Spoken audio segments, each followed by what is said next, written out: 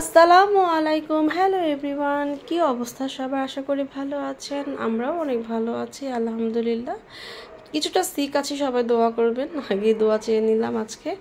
আচ্ছা, যাই হোক, সেটা হচ্ছে যেটা ছিল এইবার ঈদুল ফিতর 2024-এর চাঁদ রাতের দিন আমি আর আমার বোন বের হয়ে গেলাম। আসলে কি সব কিছু কেনাকাটা হয়ে গেলেও মানে কিছু না কিছু মনে কি রয়ে যায় যে কিছু এটা কিনা বাকি, বা কিনা থাকলেও বাকি, না থাকলেও বাকি, এরকম।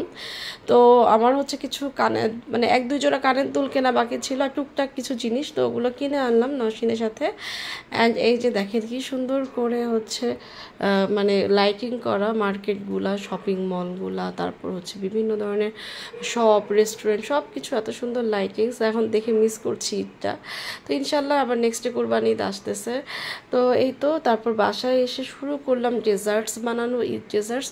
তো নওশিন হচ্ছে, আমি অনেক বছর ধরে, প্রায় 2-3 বছর ধরে হচ্ছে গোলাপ জামুন বানাই না। তো নওশিন খুব পছন্দ করে আমার হাতের গোলাপ জামুন।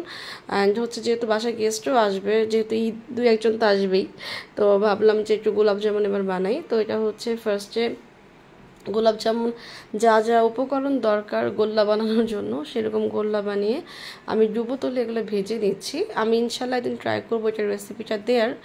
তারপর হচ্ছে ডুবো তেলে মিষ্টিগুলো ভেজে, এটা কিন্তু এটার মধ্যে কিন্তু মিষ্টি অ্যাড না, যারা আপনারা তৈরি করতে পারেন তারা কিন্তু জানেন যে আলাদা শিরায় দিতে হয়। এখানে অন্য একটা পাত্রে আমি মিষ্টির জন্য শিরা বানাচ্ছিলাম।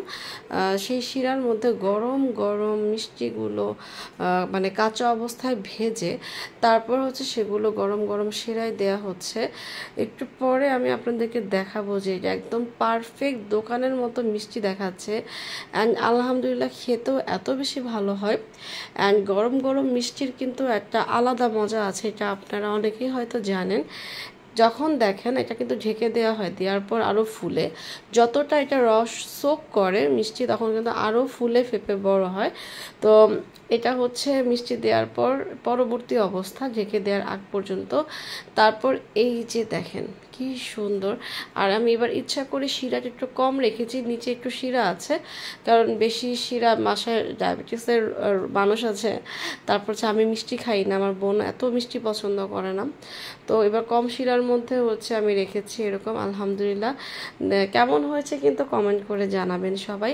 তারপর হচ্ছে আমি বানাই নওয়াবি সেমাই, যেটা আমি 2টা বক্সে বানাই একটু বেশি পরিমাণে, কারণ এখান থেকে আমি আমার মামাকে দিব, ছোটো মামাকে, খালামণিকে আলাদা।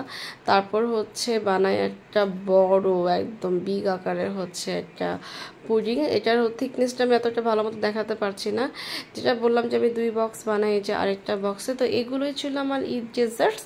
তো নেক্সট ইনশাল্লাহ ট্রাই করবো এই রেসিপিগুলো দেখানোর জন্য।